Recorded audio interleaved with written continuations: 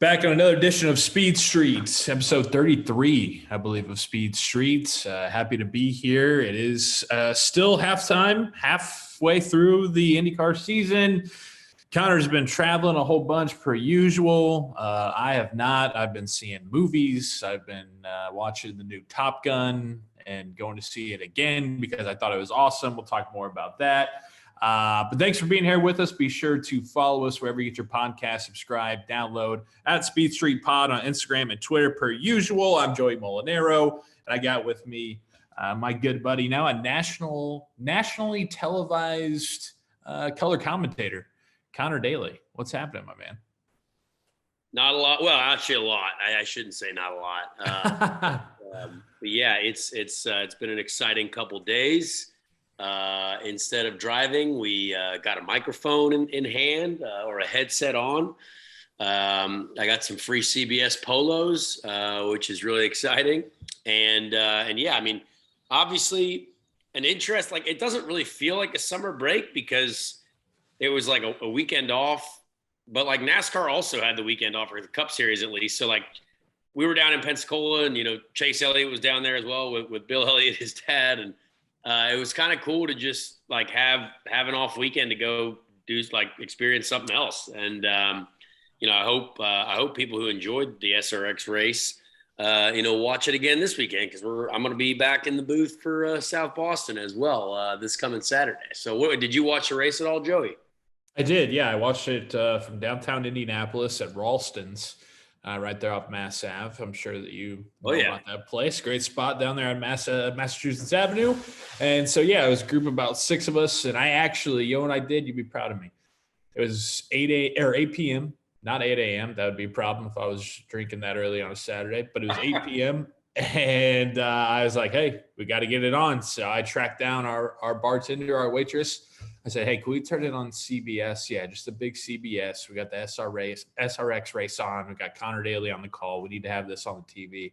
And so she went and luckily obliged. And we got it on in plenty of time. And it was just actually right in time for the feature on Mario Andretti at his place with Sage Karam to be on. So we had that fired up at Ralston's and was tuning in with our buddies and everybody else out there playing darts. So it was a great Saturday night.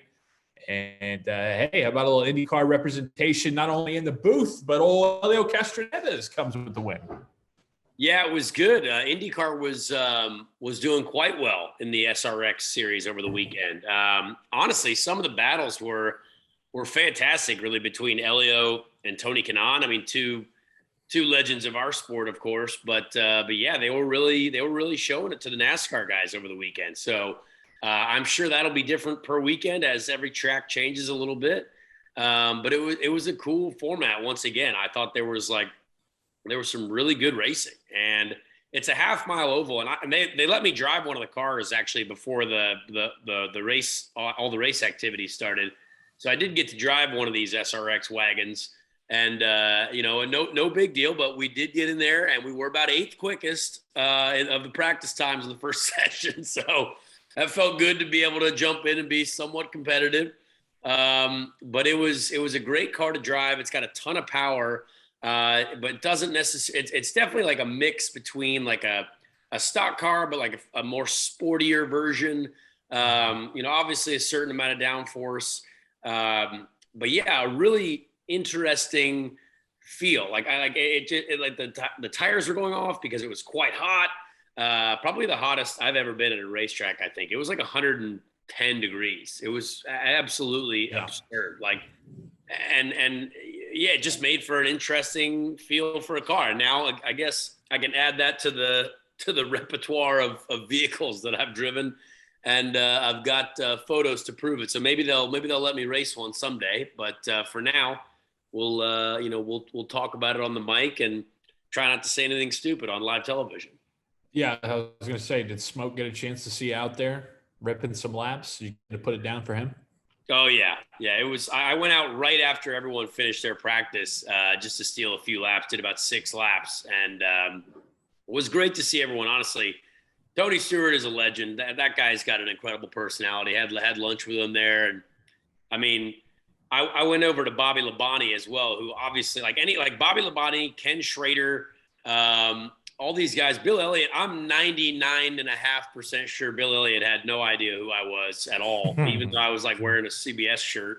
And I went up to him. I was like, "Hey, man, great to see you again." Like, I've raced an Xfinity car against him as well at Road America. So it was quite funny to see that. But Bobby Labonte, I was like, "Hey, man, great to see you." He's like, I said, "I'm Conor Daly." He's like, "Oh, I know. I mean, but I mean, you might not know who I am." I was like, "Oh, Bobby, I definitely know who you are." I was like, "There's no way I don't know who Bobby Labonte is." I was like, I thought that was one of the funniest things ever. And honestly, I haven't really got to talk to him much, but one of the nicest dudes I think out there, and like really cool to talk to. And then Ken Schrader, he was also a NASCAR legend as well, who I remember watching growing up for years. And he's like kind of the test driver for the SRX series. So talking to Ken Schrader about how the car feels and kind of having like a little technical debrief with him was awesome, because I know my family at home are big Kenny Schrader fans.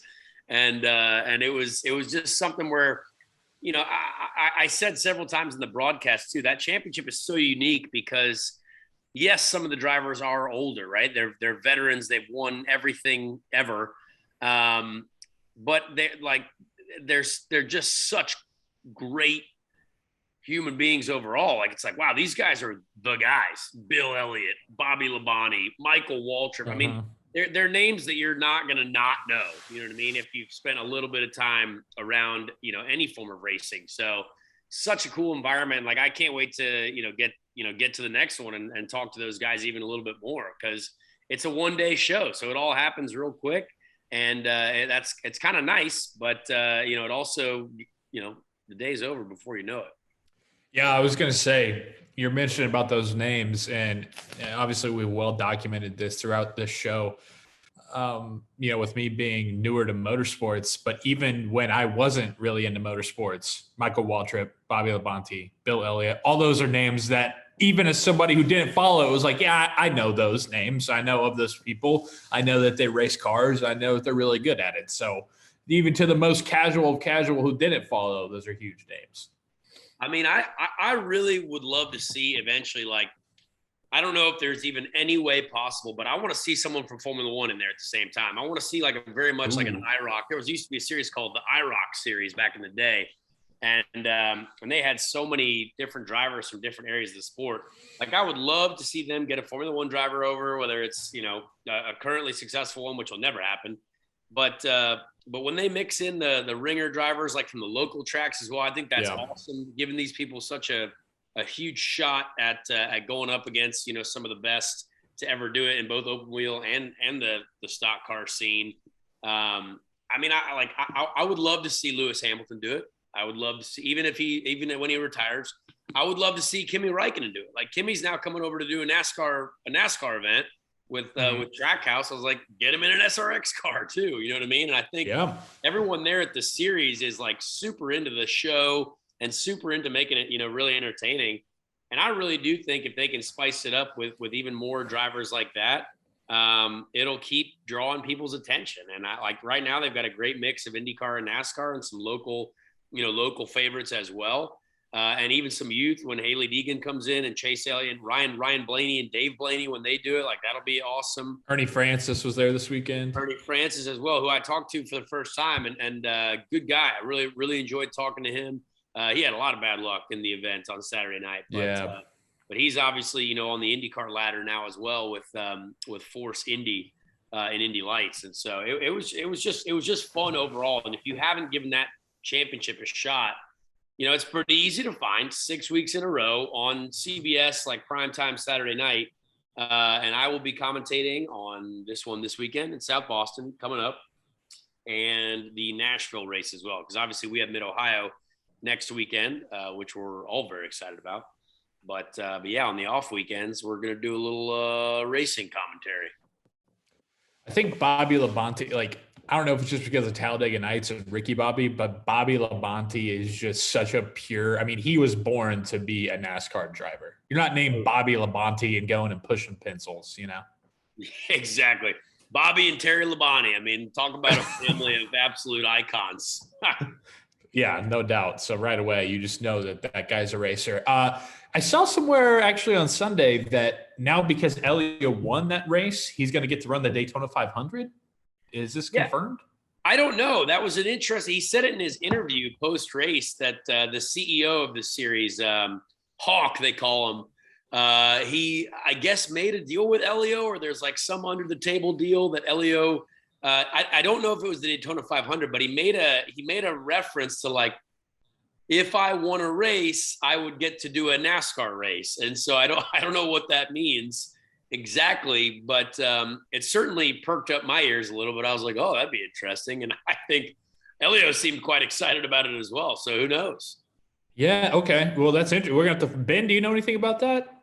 I don't. They basically just said he bought like an airline ticket like the night before because he wasn't on the original entry list. Like the night before came down or something like that, announced it on like the Today Show or something. You guys remember that?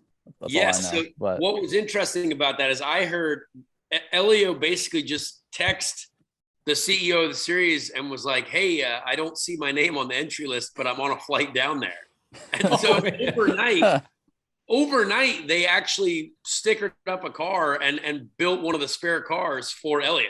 So like he was not supposed to do that race, or they forgot that he was going to do it, because like realistically he could do it. Obviously we have an off weekend, and in July 3rd we're racing in Ohio, so Helio definitely can't do that one. So I think there was a bit of a miscommunication on which events he could do, and he literally was on a plane and they prepared a car overnight for Helio the next day, because they're not supposed to have 13 cars. They're supposed to have 12. So that was a lucky extra addition for Helio Castroneves. And that was, I would say, one of the funniest things that I heard that morning.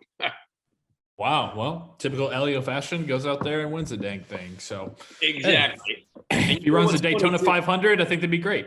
Exactly. I agree as well. But I also would like to make a comment on, a lot of people were not necessarily throwing shade, but saying that I was not in a suit. And I understand that I made comments on this podcast about maybe wearing a suit and maybe even wearing jorts, but it was so hot at this event. Like I brought a suit. I had my suit there. It was hanging on the thing that in the makeup room with the lady in there getting ready to do some work on all of us. And it was too hot. There's no way as a human being, like I've never seen drivers look like they were that dead after a race ever. Like those heat races were crazy with the sun up still. It was so hot that even Helio, the ultimate athlete that he is, and Tony, they looked like they were dying. So it was actually very similar in the TV booth because there was no air conditioning there either. So they were literally heat races. They were what they're called. Exactly. So we had made a plea to CBS and we said, hey, can we please just wear the polos and some nice pants, because we might die or look like we're sweating like absolute savages in the TV booth. And thankfully, the folks at CBS Sports let us wear these nice polos. So I understand that there were some, there were some words being thrown around about me not wearing a suit, but I still have the suit ready to go for this weekend. So we'll see what the weather's like, and maybe we jump into a suit this weekend. Who knows? But it wasn't like you didn't wear the suit and Allen wore a suit. You were both wearing the polo. You're matching. You were fine. If you would have been wearing the polo and Allen would have upped you and done the suit, then I can understand people griping. But if you're a tandem and the broadcast partners go in it and on it together, it's fair game. Yeah, we look good. I think Allen did a great job. We went up there. We were matching. We were a couple sports analysts, and it felt good. I'm not gonna lie. I enjoyed talking about racing. Like, it's part of the reason why I guess we have this podcast too. Is like, it's fun to be able to chat about something that you know about, and also, with this championship in particular, like I got to talk to Tony Stewart while he was racing under green. Yeah. You know what I mean? Like, it's such a creative way to bring motorsport to maybe a new fan base, but also a general motorsport fan as well. But yeah, like it was so cool to be able to talk to Tony Stewart, middle of the race, ask him how he's doing, maybe throw a little shade at some other drivers, and create some entertainment. Did you feel like you got out of there without pissing anybody off? I know last week you were like, I'm a little worried while it's under green. Maybe I kind of rubbed somebody the wrong way. Did you feel like you cleared that okay? Oh, yeah, I thought it was all right. We'll see. I mean, made a couple little jokes here and there. I didn't get anyone to hate anyone yet on the broadcast, but I hope that improves in the next race. I really want to like key up to someone on the radio and be like, all right, so who are our enemies? And someone immediately just start ripping someone to shreds right out in front of them. Like, I just can't wait for that to happen. So yeah, it has not happened yet, but I will still be teeing up every single one of these drivers that I talk to try to maybe stir some anger with the other folks. The Greg Biffle comment was great. That was that played over really well. I thought that showed the national audience, CD's personality and people, got it. Greg Biffle driving the 69 ride. You got to make a comment about it. And you did in a nice, tasteful way. Yep. You didn't say, "Oh, 69, nice." You went further than that. You graduated from middle school and you went to high school on that. That was good. And it flowed together well. Sometimes if I start to say things, I might confuse a word or everything. I mean, you get it, Joe. It's all about the delivery. If you deliver the words correctly, they sound much better than when you stumble upon it. So, oh yeah, it's all about the delivery, and I'm going to keep working. I'm going to keep working on it and see what happens.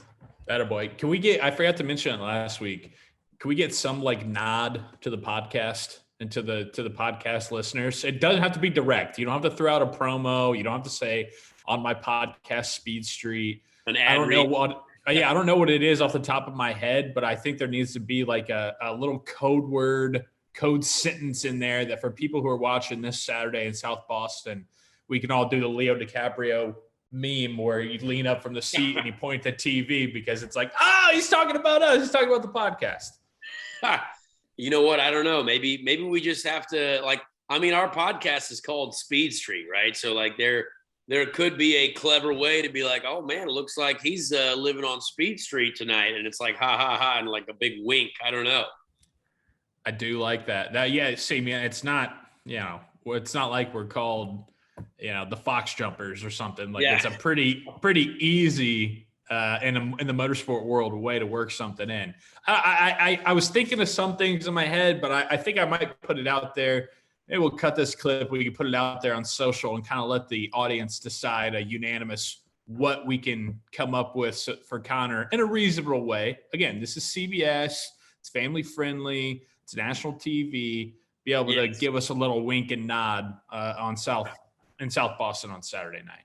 The one thing I'm very interested in getting your opinion on is, do we think Mario Andretti is too old for the SRX series? Because I think because Marco is in there, I would love to see Mario jump in as well for a weekend. Like, I think that would be such a cool story. I don't know if he's up for it, but like he's obviously still driving the 2-seater. Right. But like how I don't know. Is he too old? I don't know. I don't think I would never put anything past Mario Andretti in an automobile. That's just me personally. I know you wouldn't either. I with the heat like that does feel like a bit of a concern. I mean, Mario, I think he's in his 70s at least. I mean, he looks great. But just like when it comes down to it, the heat of like 130 degrees, like it was in the car down in Pensacola, that would be rough. Now, what I think would be super cool that you mentioned that is I know at the Georgia race, Bill Elliott and Chase Elliott are racing against each other. I don't know if Mario is going to be doing his duties that weekend for the fastest seat in sports, but if not, that would be cool to have Bill, Chase Elliott, Mario, Marco Andretti. I know it's father-son as compared to grandpa and grandson, but those are 4 huge names in there. That would be fun to watch. I mean, even Michael, like everyone keeps forgetting. Like, what if Michael went out there as well? Like, I think that would be awesome. Like, I don't know. There's something about it. Like when you see Ryan Blaney and Dave Blaney and Chase Elliott and Bill Elliott, you know what I mean? Like, there's all kinds of different ages, but I think that would be really fun to see. But who knows? Maybe they're focusing on other things. But Mario would be a real legend. I think he'd be great too. I think he'd be awesome. Oh yeah, he'd be a great interview. It'd be a lot of fun. I mean, I'm always just so thankful that I didn't end up puking on the back of Mario Andretti's head at Nashville last year when the drizzle saved my ass and I didn't have to get in the back of the 2-seater ride after an incredibly long night of adult beverages down there in Nashville for the IndyCar race last weekend. Or not last weekend, last year. But that's all I ever think about now when I think about Mario Andretti is 1, legend, 2, I didn't throw up on the back of his head. So this is great. That's really important, honestly. You don't want to be the guy that vomits on Mario Andretti. That's just something that you can't have on your resume. Yeah. So for new listeners, and Ben, there's no way you've heard this story before, but last year, the inaugural Music City Grand Prix in Nashville with IndyCar, I'm down there with a bunch of my boys. This huge weekend, obviously. But on Friday, IndyCar had set it up to where I was going to do a 2-seater ride around the track with Mario Andretti driving. Perfect. Of course, stay out very late the night before, as one does in Nashville, feeling like absolute ass the next morning. I'm talking to Conor Daly and his lovely mother right before I'm getting in there. I have this fire suit on, and I literally just say, excuse me. I haul ass to the porta potty down there, yak everywhere, and then I'm waiting, still not feeling well, and the drizzle comes down, and they cancel the 2-seater ride, and I was just about to get into the car with Mario Andretti, and I was upset because I wanted to do it, but I was more relieved than anything. So Nashville, that's what happens. And Conor, you're going to be doing the SRX race in Nashville, which is great for you because not a lot of towns like that place, man. Yeah. And it's, you know what is fun about going to Nashville and not like, I'm not going to be racing that weekend. I'm just going to be commentating. So realistically, I might, get on the throttle myself in the city after the Saturday night event. Maybe even go down Friday night and have a couple beverages. Who knows? Push that sucker down, man. Yeah, do some market research before we go there in August. It's a great city, and yeah, we'll see what happens. But that Nashville event, I tell you what, I'm very excited for that because old Joe Newgarden's going to be down there too, Papa Joey, and he's going to be competing in the SRX series as well. So that'll be a lot of fun. It will be. Something to look forward to for sure. Of course, this weekend, Conor back on the call with Allen Bestwick, CBS National TV in South Boston for SRX Week 2. Very much looking forward to it. All right, so last week, man, I mentioned off the top of the show, me and the wife went and saw Top Gun, the new one, Top Gun Maverick. It was everything everybody said it was. It was exhilarating. You're on the edge of your seat. You're leaving there with your hands all sweaty and pruny because you're nervous the whole time. Miles Teller, sexy. Tom Cruise was rocking it. It was an awesome, awesome film. Have you gotten a chance to see it yet? Oh, yes, of course. I went and saw it 2 days after the Indy 500. We got out there. We rented out 12 seats in an IMAX theater. Me, Alex Rossi, Hinchcliffe, a bunch of the boys here in Indy. And it was the greatest cinematic experience I think I've ever been a part of. I want to go see it again. I don't know if it's weird to go to the movies by yourself now, but like as a 30-year-old man, but like I will definitely do that. Like I want to go again and I want to see it in IMAX again. And we left that theater saying like, is there another showing that we can go to tonight? Yeah. I mean, it was that good. And I wasn't even, the original, my father-in-law and mother-in-law were like, oh, you have to, it's a great, and I was like, okay. It was so 80s. I was like, okay, I understand it for that generation. For me, it was just kind of like, all right. This one was absolutely sick. I mean, if you're not into the storyline, the love story, whatever, the flying alone, all of those, it makes it worth it 100,000%. But I texted Conor and Ben. Yeah. No, you know what's funny about all the flying and stuff like that?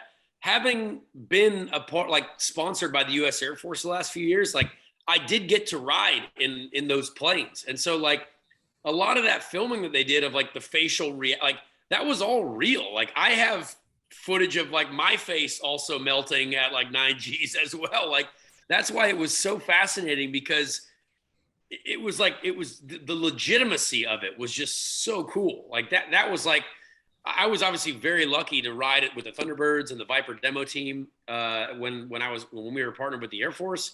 And like, I get it. Like, I was like, oh man, like you could tell that there was sort of like genuine fear in some of their faces during those shots because like, oh yeah, they were actually in real planes getting their heads ripped off almost by the G-forces. Yeah. That clip that's going around of Miles Teller, like doing it on the podcast where he's like, and he's like reenacting how they're doing it. Like, yeah, that was 100%. That was real. That's what made it so authentic, so great. It was awesome. But we texted in the group chat this week. We talked about the show. I was like, look, we don't have a race to preview. You know, it's the bye weeks here for IndyCar and for really motorsport in general. Why don't we do call names of IndyCar drivers? Call signs. We said, let's do it. Call signs. Yep. Of IndyCar drivers. So what we did, me and Conor split it up. We just did 10 and 10 apiece. All right. Didn't want to drag on too long, and I wanted to be even. So we did 10 and 10 apiece. Do you want to start off? Yeah, let's go one for one. I'll do one and you do one. How about that? Yep. Let's do. Start us off. So first on my list was Felix Rosenquist, driver of the number 7, McLaren wagon. It would be easy to do something about being Swedish, right? Yep. But Rosenquist, I went with, I don't know if this is true or not, but there might be a Call of Duty character named Rose, Roze. Not like Rose, like young lady Rose, but like Rose for Felix Rosenquist. So That's what I went with for Felix. Like he rose above. Sort of, but like, just, yeah, I don't know, Rose, like that's our guy. And then if you're making fun of him, you're like, well, there's Rosie. You know what I mean? I don't know. Right. Yeah. No, it makes sense. It goes with the Rosenquist, Rose. Yeah, I like it. All right, I'll go. I had as a secondary one, Rattlesnake. Okay. That was a backup name that I had for Felix. Sure. Yeah. No, I had a few of those where I needed to do that. All right. I'll start. I'll go with Jack Harvey. This is one of them where I kind of had a backup, kind of 1A and 1B name here. Jack Harvey, call sign. You saw his helmet for the Indy 500. We're just going geek. Okay. Geek. All right. I like that. Geek. He had the coolest Indy 500 helmet I've ever seen, being a huge Star Wars fan. You watch it on YouTube, which you can right now. I got the Imperial, the battleground, the mainstay in the Imperial battleship as my background here. So I'm with them. My 1B was like, okay, maybe if geek is a little too straightforward, maybe he finds that harmful. I was going to go just Skywalker because you're flying. It's like Star Wars, call him Skywalker. But that's my 1A and 1B for Jack. I don't have any other 1A and 1B besides that. I like geek, honestly. That's strong because you know what? Some of these one-worders are great. And to be fair, I don't even know if you're allowed to have 2-word call signs. I mean, we have Iceman, but like that, I don't know. They kind of pushed it into one. That's what I thought. Yeah, I was like, I think it's just a one and done. Well, we're gonna probably ruin that whole deal. All right. But the next one's tough for me because I have Alexander Rossi here. Oh boy. And there's really a lot of one words that I can use to describe Alex Rossi, but like, I don't know what would be like a good call sign. Cause like, I don't want to say like Alexander Rossi and be like, hates everyone, you know what I mean? But you can't do that. Like, I know that I love Alex and Alex loves his friends, but it's hard to see him smiling sometimes. So I went, and I know that he likes bourbon. So like, I was like, maybe we call him like something to do with bourbon. But I've got 3 different names down for Alex. Because I kind of wanted to call him Smiley, honestly. I wanted to go Alexander Smiley Rossi because I like that. It's not really what he does, but like that would be the joke behind it. You know what I mean? Exactly. But I've also got Ross Dog and the Bourbon Bomber. That's my 1A and 1B for Alex Rossi was Ross Dog and the Bourbon Bomber. Bourbon Bomber is stuff of legend, man. That guy's winning a Medal of Honor because he takes out a whole fleet of enemy ships. Yep, I like that. All right, I'll go with the reigning Indy 500 champion, And you're right. You just like you said with Rosenquist, the sweetest stuff is pretty easy right there on the table. But when I think of Marcus, I think of a fellow like me, and I think of Blue Eyes. And so we're gonna go with Marcus Ericsson. We're gonna call him Blue Eyes, and it's gonna be BLU. It's gonna be all one word, but blue, and then like capital B, and then the eyes in the first I, capital I, or capital E, excuse me. So Blue Eyes. Yeah, right. Old Blue Eyes, Marcus. Yeah. Old Blue Eyes White Dragon, big Yu-Gi-Oh guys back in the day. Who knows? That's you. I like that. All right. Well, next on my list is Scotty McLaughlin. Scotty Mac. There's a lot of things you can do here with Mac, and I just went with Mac Daddy. Like that's what I went with. Scotty Mac Daddy McLaughlin. So I like it. There was a couple other things that I was thinking about, but you can't. I mean, Mac Daddy's a fun thing to say. Mac Daddy is a fun thing. He's got the, he's a good looking guy. He's got the accent. I know he's a married man, but I'm sure before Mrs. Mac, he was Mackin'. He was Mac Daddy. There you go. He's a man of the streets. Staying with this year's Indy 500 theme, we're going to David Malukas, and I'm just calling him Rook. Okay. All right. Yep. R-O-O-K. Rook. Or 1B, Roy, Rookie of the Year. That's it. I changed it. Oh. Roy. Changed it. Roy. The undisputed Rookie of the Year, or the highly disputed Rookie of the Year for the Indy 500. I just changed it on the spot. Johnny on the spot. David Malukas is Roy, Rookie of the Year. There you go. I respect that. Mm-hmm. I took on Jimmy Johnson next. Jimmy Johnson, obviously an old wizard and a legend of the sport, multi-time champion. And there was the one word that stuck out to me that I thought of as like a senior position, and I'm just going to call him Jimmy. He's going to be call sign Skipper. He's going to be the skipper. So Jimmy is the skipper. I like that. Yeah. Well, at first, when you said like he's an old wizard, I thought you were going to maybe go with wizard. He's kind of got the gray, like Gandalf or Obi-Wan Kenobi along those lines. Skipper. Skipper works too. That's good. Yeah, I like it. We'll go Joseph Newgarden. He's a new dad, but Joseph is, he rides him well. He rides the car well. He's from Nashville. That you see a lot of honky tonk going on there. So we're gonna go Joseph call sign Cowboy Newgarden. He's just cowboy. Well, I mean, he has won at Texas before as well, and he wears that cowboy hat pretty strong. So I respect that. Yeah, my man, you're right. And then we haven't even talked about how he had to wear that cheese head. Did you see that photo from Road America? Oh yeah. They're really getting after it out there in the social media world and the YouTube game. They threw the cheese head on him, and our boy wears that well too. Oh yeah. All right, I'm getting into the next one. I have Tatiana Calderon, who is driver for AJ Foyt Racing. Nice. And Tatiana used to be a teammate of mine. She drives an all-black race car, so I just went with the Night Fox. Tatiana Night Fox Calderon. It just sounds cool. And if we want to, if you want to, a lot of times ladies can be, it's a foxy lady, like, she's a fox. She's Night Fox. Night Fox. That's a good one, dude. Hell yeah. This next one might be my favorite one because it's strong. It's quick, it's simple, it's meaningful. Going with defending IndyCar champ Alex Palou. Alex, call sign Bull. Bull? B-U-L-L. Okay, all right. Yeah. It's Spain's. It's the national animal of Spain. Oh, okay. All right. Bull. Now we're getting cultural news that we didn't know that we needed. And this is why we wanted to split them up a couple days ago so we could do a little of this research. Now it's working out. It's playing well. Yep. All right. Well, we're getting to the next one here. Kyle Kirkwood for me, right? Rookie sensation. Kyle Kirkwood. There's a lot of things I could have come up with here, but I just went with Woody.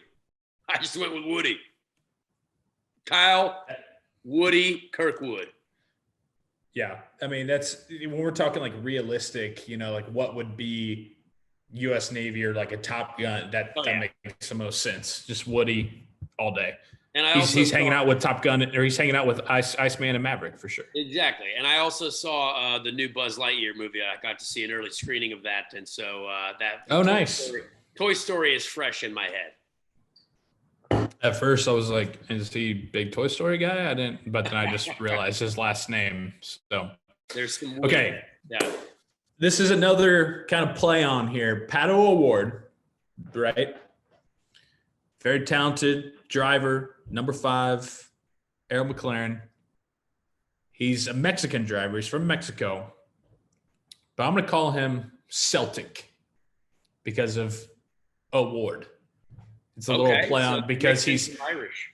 Yeah, because he's a Mexican fella. He's from Mexico. And he wears that with a lot of pride, but his last name's O'Ward. So it's like, instead of going with the Mexican way, you give him Celtic because that's Irish. All right. I actually next up for me is Graham Rahal. I had 2 really that worked for Graham, but see, Graham has like a good nickname that I remember because like I've known Graham since I was like 16 or like even younger than that, and they always called him Hammer. And so I think that's a cool name. So I was like, Graham Hammer Rahal. I also had, this is a 1A, Cash, because Graham is rich. So I also had that. He owns a lot of expensive cars and buildings and Cash, yeah. Race teams. Hammer's pretty sick though. That's not bad. I do like Hammer. Yeah, I actually still call him Hammer, so I'm gonna keep going with that. Okay, I'm gonna put parentheses Hammer there for him. I'm keeping track here so we can. All right, 4 more I think for each of us. I got Devlin DeFrancesco, the rookie, Andretti Autosport. For Devlin, I'm going with Devlin callsign Wrecker. Okay. All right. Yeah, that's that. I mean that makes sense currently. You know, it just there you go. Yeah. So he's Wrecker's a popular Star Wars character now in the Bad Batch, but also Devlin DeFrancesco. So there you go. Yeah. Well, I got Christian Lundgaard next. I took a rookie on here. I call him Lundergardner Smithstein. Steinstein. But this was kind of funny because like I don't know much about Christian yet. So I just his call sign is Steve. I just went with Steve. Like, so that's Christian Steve Lundgaard. It's like spoilers for people who haven't seen. It's like Bob. Yeah, exactly. Top Gun Maverick. Yeah.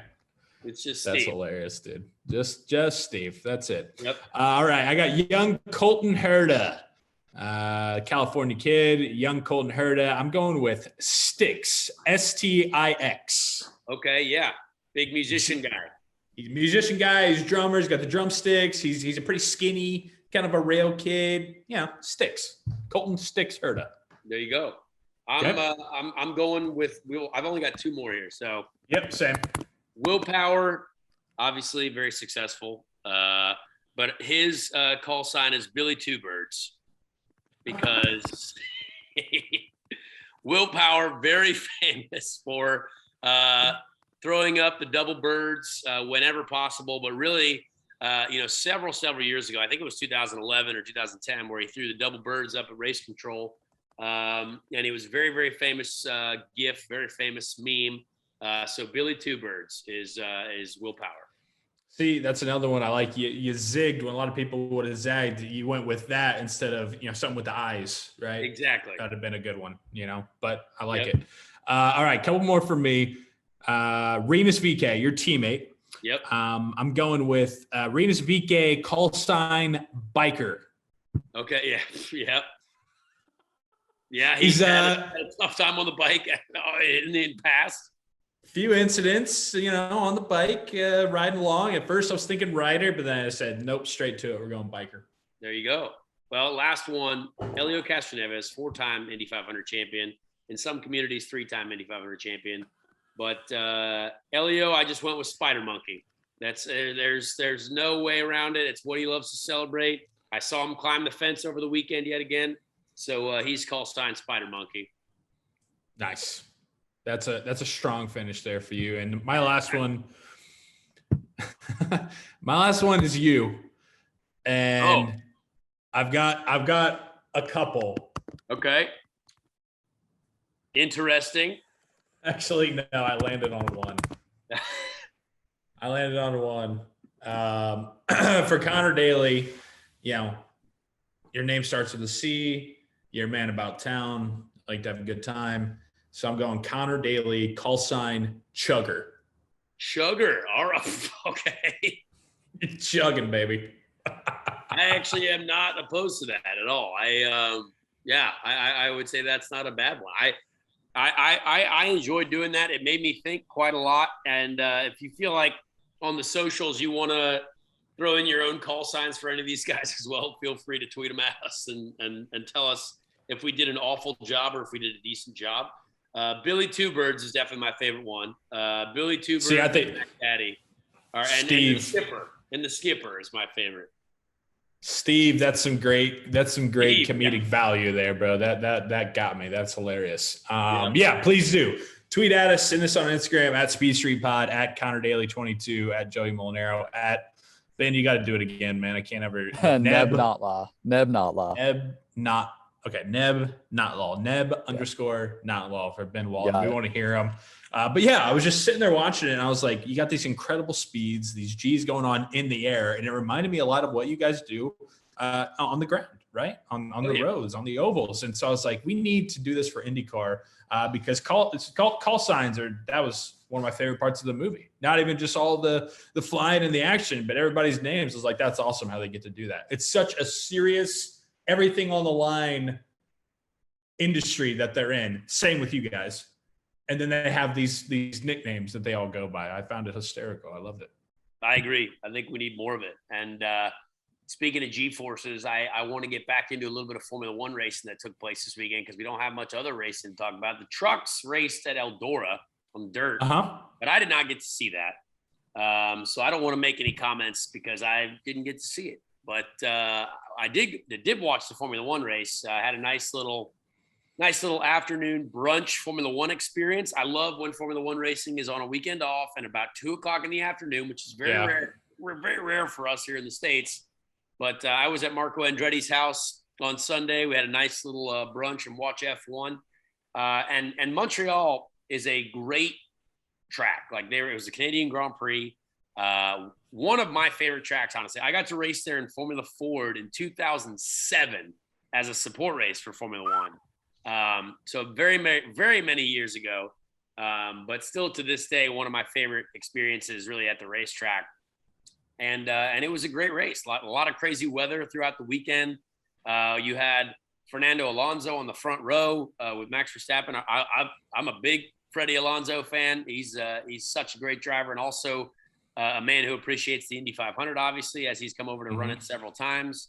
But yeah, ended up being a great race at the end between Carlos Sainz and Max Verstappen, just two guys absolutely hustling the cars at the end to try to either hold off Carlos or Carlos trying to pass Max. So it was a great race. And then Lewis Hamilton on the podium once again was big for Mercedes. So there was a lot of cool stuff that I thought was going on there in that race. It was boring for a little while, as normal for Formula One. But when it's a weekend off and you got motor racing to watch, I enjoyed it quite a lot. Yeah, I did the same thing, man. And I've been pretty open about how, and I sometimes I go over the top and I say I'm anti F1. I'm not anti F1. I want to give the props to you guys that I think you deserve that should be on the same level, if not greater than what those guys do. And so that's why I kind of don't just buy in and get all in on this hype for F1. But I'm like you. I'm a race fan. We didn't have NASCAR. We didn't have IndyCar. So I was like, hell yeah, I'm going to throw on F1. And I was watching that as well. I didn't realize, because obviously I'm new to this, I didn't realize just how dominant Lewis Hamilton was at that track for so long. They showed those past winners, and I was like, my God. Yes, and I was there for when he won, I was like one of his first races, or if not his first race, was at like in Canada, and like I was there for it, and I remember like how wild of an experience that was. And I actually used to go to the Canadian Grand Prix quite a lot when I was growing up as an aspirational racing driver, and it was a great time. Canadian race fans are really passionate. Obviously, we're going to Toronto in a couple weeks' time as well. First time we've been back in Toronto in several years since pre-COVID. So. So Canada's getting back to it. Their races are fully back. And yeah, it's great. So I enjoyed it. I think that track is one that I wish was on the IndyCar schedule. I think it is a fantastic road course. I think we would race so well there also. Honestly, I think our race would be about really 10 times, not 10 times better than F1 there, but I would say it would be quite solid. So who knows? Maybe in the future, in my dreamland, that will happen. But highly unlikely. But definitely a track that I wish was on the IndyCar schedule.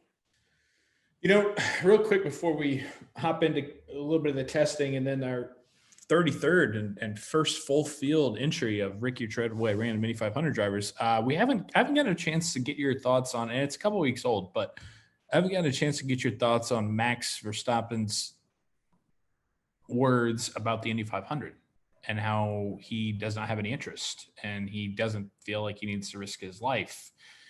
I'm interested to hear, because I know that you know Max, and I know that you kind of grew up with him and everything, and you have this world champion here and somebody who is uber famous, uber successful, uber known, and he was very open and blunt about his thoughts on running the Indy 500. Well, yeah, I mean, I think those guys, like, there's a lot of guys that have made those comments before. Kind of Lewis Hamilton's done the same thing. I mean, you just have to realize that there's so much that they focus on to get to Formula One. Obviously, Formula One is Formula One. There's no doubt about it being, the world championship of motorsport. And like, that's really got to be your focus if you're over there. So I get it. I never like to see when they talk down about it, because like, obviously ask Fernando Alonso how hard it is. Like, he didn't come over and just win it. And, the guy didn't even make the race one year. So there's a lot there that I understand, because look, they're focused on their goal. Try to be world champion. It is what it is. And I like Max. Like, I know Max respects it, but I think, I just wish that there would be less like demeaning comments towards like IndyCar and even Lando Norris the other day. And I like Lando. Like, I literally was just talking to him yesterday, but like, he's like, oh yeah, F1's much cooler than NASCAR and IndyCar. I was like, why do you have to say that? Like, how does that help you? How does that help anyone? You know what I mean? So yeah, it's just kind of a shame to see that happen. Did you ask him that? No, I didn't ask him that. I'm like, I don't really care to stir up a bee's nest, but yeah, it's just kind of one of those things that like, I wish we all helped each other a little bit more in motorsport, rather than like trying to like separate the fan bases. You know what I mean? Yeah, for sure. Did you see what our buddy Alexander Rossi said about Max and his comments about the Indy 500? I did not. I did not see that. No. He and again, I haven't gotten to ask you about it, but we were just talking F1, and since it's a little bit of downtime for IndyCar here, Alex kind of came back in an interview, and he was asked about it, and he said to him that the safety thing seems to be kind of a cop out. Yeah, I mean, in regards to Indy 500. Yeah, I mean, yeah, because right now our cars are so safe. Like, it's not a matter of safety, because like, look, that's what people were worried about. Fernando was worried about it, I think, at first, and then Jimmy, and then now, like, and even Grosjean was worried at first. Obviously, that's why he only did the road and street courses the first year, and now he's doing the whole season. So we've seen massive hits and massive accidents like this year. Jack Harvey hit the wall in Texas with 120 Gs or something absurd. Roman Grosjean hit the wall at Detroit. That was 100 G impact. Like, these are insane impacts. Formula One are like worried when they had like the Mick Schumacher crash was like 34 Gs or something like that, or 40 Gs. I don't know. And it's like, that is minuscule compared to how we're hitting the wall, and like, everyone's okay. You know what I mean? So like, I don't think I think our cars are at the absolute pinnacle of safety, and I don't think that that should be a complaint or a a reason around. But I mean, again, everyone has to be comfortable doing whatever they want to be comfortable doing. But yeah, I still don't think the safety thing is going to be the thing that stops anyone. Gotcha. All right, man. We had a lot of people testing. So even though we're not racing for trophies, people are out there still getting work in, not in simulators, on actual tracks, Iowa being one of them. I know coming up we're recording on Tuesday. On Thursday of this week, there will be oval testing at the Indianapolis Motor Speedway with a handful of guys. Is this just kind of to keep you on your P's and Q's when you're doing this, especially with Iowa coming up with 2 races there next month? You know what? Well, first of all, I'm very sad that I didn't get to test at Iowa this week, but we were originally supposed to go to Iowa, but I guess there was a shortage of tires, I heard. So there were 19 or 20 cars there, I believe. And we were going to be there, but now we test there July 7th. So we still do get to go to Iowa, thankfully. And it's a little bit closer to the date of the race, which is good. But yeah, a lot of testing. And again, Penske really fast. Like Penske's always been fast at Iowa, and we've seen it before. But I also know that they also had my setup from when we were on pole, because my engineer when I was on pole with Carlin is now at Penske on Joseph's car, and he was like, "Yeah, so we definitely have that setup." And I was like, "Oh, all right, well that's neat." So. It was good to see them successful. Glad I could help out. Yeah, I mean, I'm sure it definitely wasn't all me, because when I was on pole, Joseph was right next to me, so that they were not slow by any means. But yeah, it's going to be a great race. I think everyone's pumped to get back to Iowa. But yeah, sure. Penske being strong means that Joseph Newgarden's out here. Probably, I think Joseph Newgarden is the best bet outside of anyone at Ganassi to win the championship for sure. Yeah. And definitely. And then also we've got the Indy Grand Prix test, which I believe is Thursday of this week. We're recording on Tuesday. So I know my teammate Simona Di Silvestro will get to test out there, which will be really beneficial for her. And I'm actually it's actually odd who gets to test there, because I don't know all the rules, but it seems like there's a lot of people testing there that I didn't think were allowed to test there. So I just, because we also raced there in August again. So I'm not really sure about the rules, but I think there's obviously 6 or 7 cars that are testing there this week. So I'll go out, see what the team's doing with Simona. That's obviously a track that we've been, very, very strong at. So it'll be good to see her out there, and it's good to see that there's a lot going on. Clearly there's no actual vacation time for IndyCar teams. Right. Yeah. All right. So I got it up here. It's Kyle Kirkwood, Pato Award, Felix Rosenquist, DiFrancesco, Herta, Rossi, Grosjean, and Di Silvestro. Yeah. So we got AJ Foyt, McLaren, Andretti, and Peretta out there on Thursday at the Indianapolis Speedway. I didn't know that all those people could test like that. So it's just curious. I mean, maybe we have extra test days that we can use somewhere else. Who knows? Right. Yeah. Go tap into that. For our folks who are in the Indy area who are listening to this show, if you didn't know, you can go out there and watch from the Turn 2 viewing mountains out there on Thursday. So that's available to you. I'm excited about that. Let's see. I'm getting distracted here because I got emails about credential deadlines. Okay. Cool. So I'll leave that up. Perfect. I got to do that. All right, man. Do you want to finish up with Ricky Treadway? Do we have anything else you want to get to? No, I think that was it. I think we got through a lot of good stuff today. So we're going to get into our random Indy 500 drive. A very exciting segment for the folks that are new to this. We are really getting after it. We're really trying to learn more about the history of motorsport. And I believe this is our 33rd driver as I look at the list right now. It is. Yep. Number 33. So I went with I went to the 1967 Indy 500. 1967 was, of course, won by AJ Foyt. But there was an interesting name that I had kind of recognized from the NASCAR world before, but I don't know. It's not the same name, because in this race, Cale Yarbrough is in this race, and Cale Yarbrough was a big NASCAR race. We know that name from NASCAR. Mm-hmm. However, there's another driver who finished 27th named Leroy Yarbrough. So I don't know they were just missing an A, or it's a completely different family, I think. So I did some research on Leroy Yarbrough, and his real name is actually Lonnie Leroy Yarbrough. And he did race stock cars as well. Won 7 races in stock cars, apparently. And then has 3 Indy 500s. But this is kind of a wild story. I did not know this at all. So Yarbrough, listen to this, was admitted to a mental institution on March 7th, 1980, after trying to kill his mom. So, my God, what a wild turn of events. So poor Leroy definitely had a bit of a rough second half of life there. So yeah. Oh my God. Died in 1984.